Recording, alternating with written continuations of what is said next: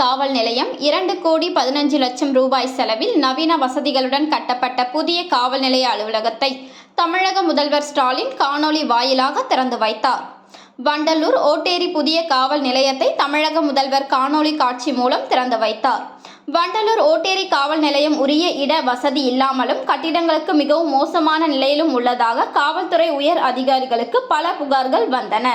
அதன் அடிப்படையில் வண்டலூர் ஓட்டேரி காவல் நிலையத்திற்கு புதிய அலுவலகம் கட்ட காவல்துறை உயர் அதிகாரிகள் ஆலோசனையுடன் தமிழ்நாடு காவலர் வீட்டு வசதி கழகம் சார்பில் 2,15,00,000 மதிப்பீட்டில் 2 தளங்களுடன் அதிநவீன காவல் நிலையம் அமைக்க நிதி ஒதுக்கப்பட்டு பணிகள் துவங்கப்பட்டன. அனைத்து கட்டுமான பணிகளும் முடிந்த நிலையில் இன்று வண்டலூர் ஓட்டேரி காவல் நிலையத்திற்கான புதிய அலுவலகத்தை முதல்வர் ஸ்டாலின் காணொலி வாயிலாக திறந்து வைத்தார்.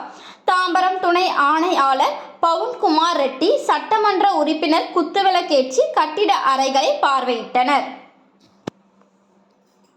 நம் மக்கள் செய்திகளுக்காக RS மணி மற்றும் சசிகலா. செய்திகளை உடனுக்குடன் தெரிந்து கொள்ள நம் மக்கள் செய்தி சேனலை சப்ஸ்கிரைப் செய்யவும்.